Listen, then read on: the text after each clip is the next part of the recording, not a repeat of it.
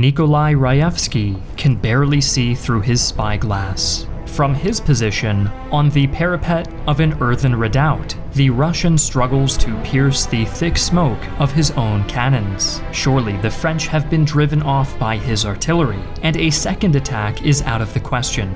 A staff officer interrupts his rumination with orders to shift position. Raevsky looks the dispatch over, questions of logistics and maneuver coming to mind. In the thick smoke of the cannons, a French infantryman struggles to breathe as he ascends the earthen side of the redoubt. He checks his bayonet to make sure it is locked securely in place, and not 10 feet away, through the thick, noxious smoke, he can hear Russian voices. Hi, I'm Griffin Johnson, the Armchair Historian. In the early 19th century, the entirety of Europe seemed poised to bend the collective knee to a single Corsican, Napoleon Bonaparte. The Grande Armée enforced Bonaparte's will on most of mainland Europe, installing quislings and lesser Bonapartes and isolating the ever-defiant British, leaving the French with one true rival for supremacy on the continent, Tsarist Russia. Resolved to ensure his was the only power in Europe, Napoleon turned his mighty force east, invading Russia and signing the death warrant of his empire. In this video, we will look at the climactic Battle of Borodino, the last triumph before the French eagle came crashing to earth and was savaged beneath the claws of the Russian bear.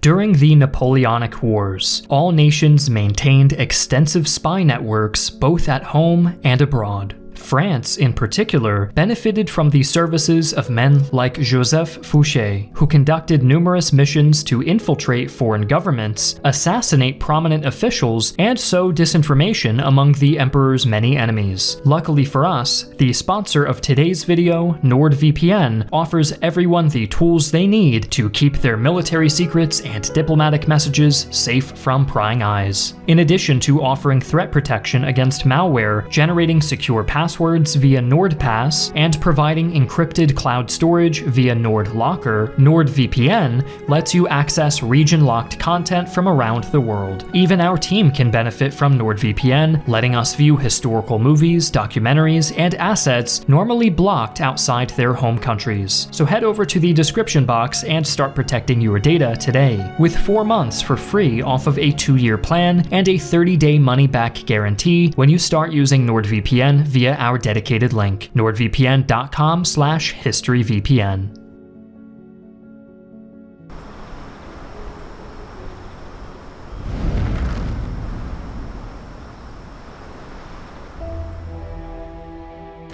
Napoleon led an army of 680,000 men, while the Russians called up 623,000 conscripts. Napoleon's force was a varied one, with units of cavalry and over 1,200 artillery pieces. A significant portion of Napoleon's numbers came from allied or vassal states, with half of his cavalry units and a third of his infantry coming from the German state of Württemberg, while the emperor himself led French and Italian troops.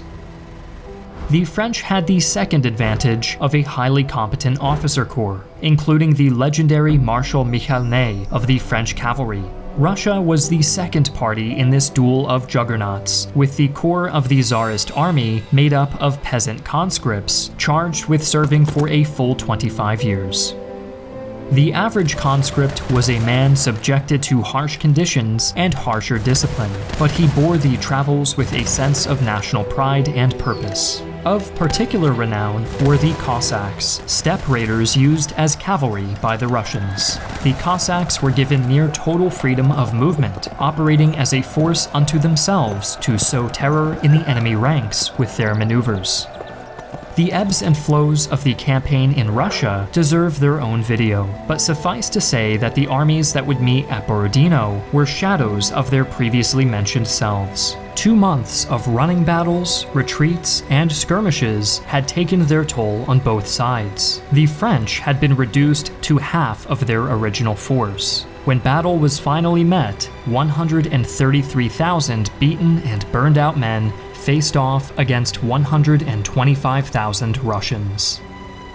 Preparations for battle began on September 3, 1812, when the Russian commander Mikhail Kutuzov selected Borodino as the place where he would make his stand. Kutuzov was a fascinating character, a polyglot placed in overall command to balance out the twin generals of the Russian defense, the calculating Scottish import Michael Andreas Barclay and the passionate Pyotr Bagration. Kutuzov chose his field well. The village of Borodino was 70 miles or roughly 112 kilometers from Moscow, sitting along rivers and marshes nestled between the twin roads to the city. The Russians laid out a defense in two wings. The right wing being situated along the Kolocha stream and backed up by 26 field guns, but cut off from the village of Borodino by the stream. The left wing was stretched out and vulnerable, arrayed along a line of marshes and the Semikhovska stream, along with the namesake village of wooden houses with no defensive value.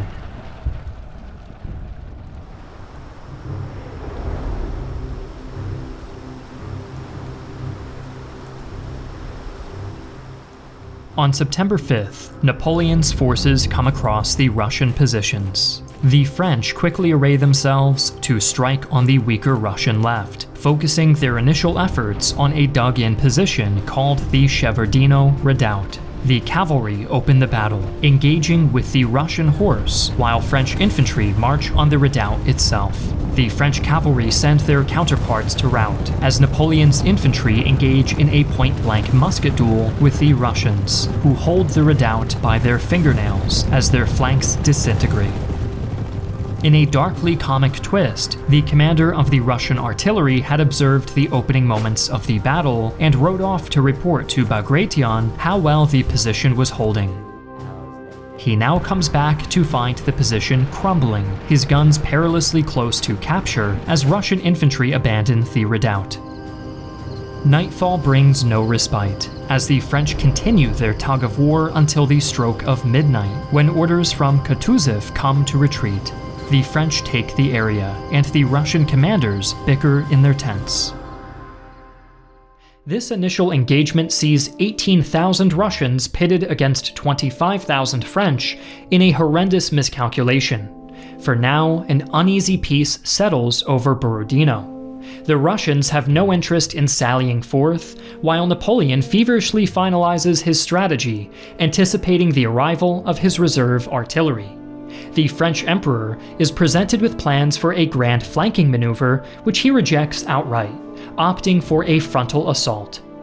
Kutuzov, meanwhile, opts for a vague defensive plan, holding out for as long as possible and refusing to commit his reserves until the last possible moment.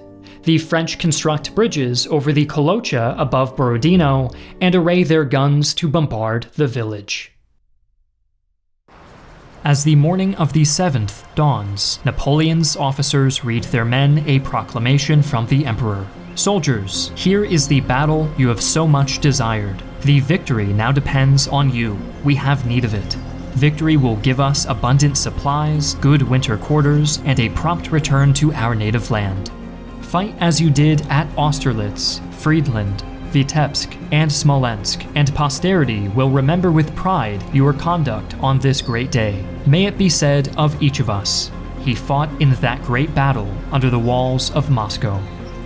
The French commit 85,000 men to Napoleon's grand assault, who will throw themselves at the Russians along a 1.5-mile or roughly 2-kilometer front stretching from a redoubt in the north commanded by Russian General Nikolai Raevsky to fetid marshland in the south. In the far south, a Polish contingent marches up the old Smolensk road to outflank the Russians. At 6 a.m. precisely, the French guns open up, hammering on the Russian soldiers in Borodino. Barclay orders his men to abandon the village and burn the Borodino bridge, but the Russians are already engaged. In 15 minutes, they lose over half their numbers, but succeed in burning the bridge as ordered. The French plant artillery on their side of the river in response, bringing the Russians' own cannon and Raevsky's redoubt quite literally under the gun. A half-hour later, Russians under Bagration face a French assault on their earthworks, or flèches, with Napoleon's forces marching through devastating canister shot and ambushes by Russian Jaegers as they make for the earthworks. The French are bloodied by their advance and driven off by the Russians, who hold their fortifications. At the same time, the Poles on the Smolensk road assault the village of Utitsa, which includes a hill with a commanding view of the battlefield. The Russians fight hard to hold the high ground, burning Utitsa itself in their bid to deny Napoleon. As the Poles continue to push on the village, French forces enter the nearby woods to clear the troublesome Jaegers. Both sides send reinforcements into the fights, and the struggle for Bagration's flèches is particularly fierce. A renewed French assault outpaces Russian reinforcements, and Bagration himself is injured. Though he successfully withdraws and survives, a rumor burns through his lines that the passionate commander is dead, critically wounding Russian morale. Bagration is carried to a medical tent where he begins issuing orders. At 9:30 a.m., Raevski's redoubt sees its first attack. The French advance slowly on the fortification, unaware that many of its defenders have been siphoned off to other areas. The redoubt is a cramped affair, too small to hold any infantry, so the crews of their 18 guns inside are expected to both serve their pieces and defend the parapet. The Russian infantry mass outside the walls, while the cavalry stand on to the left rear of the fortification, and are severely bloodied by the French opening bombardment. Raevski observes the battle from the parapet, and sees an initial French assault repulsed by his infantry, but the general's celebration is short-lived, as the smoke from his weapons create an ad hoc smokescreen that the French use to mask a second push. Raevski, ignorant of the French advance, receives word that Bagration has been injured and has requested he change positions. As he takes in this new order, Raevski is suddenly forced to retreat before a wave of Napoleon's grenadiers, bayonets fixed and murder in their eyes. The French sweep Raevski and his men from the redoubt. While the fighting rages at Bagration's flèches and Raevski's redoubt, Napoleon commands an assault on the Russians' center-left with a majority cavalry force. The French riders blunder into the Russian lines and are at risk of being swamped by their Tsarist counterparts until a lancer unit makes a spectacular counter, sending the Russian horse scattering. The Russian infantry is made of sterner stuff, and forms squares that catch the seemingly ascendant French cavalry in a withering crossfire. The Russians trip up the French so badly that their infantry are able to launch a bayonet charge against cavalry. Napoleon fails to commit his reserves into the fight, continually insisting he lacks sufficient intelligence to do so, though it is reported the emperor is exhausted and utterly sleep-deprived, which may explain his bizarre decision here. Nevertheless, the Russians stand like stone in the face of Napoleon's attack, and hold their positions for a full 2 hours. As the battle rages, Cossacks suddenly appear in a flanking maneuver on the French line. Barclay rides to assume command from Bagration, and is stopped by the spectacle of the fight over Raevski's redoubt. Smoke and flame prevent the Scot from seeing anything, and he sends a subordinate to investigate, who finds the defense in collapse and the redoubt in French hands. But the French are counterattacked from 4 directions simultaneously, and in 10 minutes their gains are entirely reversed, the Cossacks' presence deterring a French counterattack and buying the Russians critical time. It is afternoon in Borodino, Raevski's redoubt has been recaptured, the Poles at Utitsa are finally and definitively repulsed, and the fortunes of battle seem to be shifting against Napoleon. It is now critical that the French retake Raevski's redoubt, and after hours' delay, thanks to the Cossacks and Russian artillery, Napoleon's men march once more. Barclay demurs on reinforcing the position, leaving whoever is defending the redoubt to their own devices. The redoubt is assaulted at 3 p.m., led by the French horse, who fly in to engage the defenders hand-to-hand with the French infantry close behind. The Russian infantry draw themselves up on elevated ground behind the redoubt, with conspicuous gaps in their line. The French cavalry leave the redoubt to engage the Russians, riding straight through the gaps in their own line, where they are set on by Barclay's cavalry in a bitter melee. On the whole, the Russians have steadily been pushed back despite winning tactical victories, and the defenders of Utitsa find themselves in a salient, which they pull out of in the late afternoon, leaving the village to finally fall to the Poles. Barclay sends a staff officer to Kutuzov to ask for reinforcements, and a chance to salvage something from this back and forth. Barclay's rider finds Kutuzov far off from the fighting, surrounded by an entourage of young and thoroughly debauched officers. Kutuzov is indignant at a report of Napoleon's progress, declaring that the messenger was clearly a drunkard who had not seen the real battle.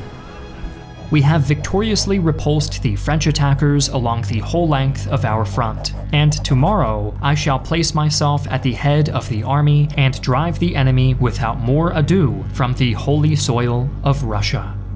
Despite his outright delusional statements, Kutuzov orders Barclay to withdraw to better ground, convinced that at a minimum, the French have been desperately bloodied and he can marshal a grand counterattack the next day. Barclay knows this to be a folly and orders a general retreat. It is now 6 p.m. in Borodino, and the battle is finally over.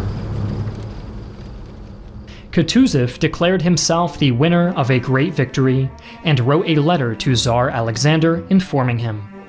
The vainglorious general received 100,000 rubles and promotion to field marshal, all at the cost of 38,000 to 44,000 dead and wounded, which equates to roughly 34% of the troops committed to the fight. Kutuzov was not far off with his uninformed estimation of the French condition. Napoleon's forces were bloodied, with 30,000 killed and wounded, but Borodino allowed Napoleon to march on and occupy Moscow, a feat which logically should have led to the Tsar's surrender, a surrender which did not come. The Grande Armée emerged from Borodino a husk, exhausted and wretched, so they wintered in Moscow before their disastrous withdrawal back to warmer climes, marching not from the scene of a great victory, but to the beginning of Napoleon's end.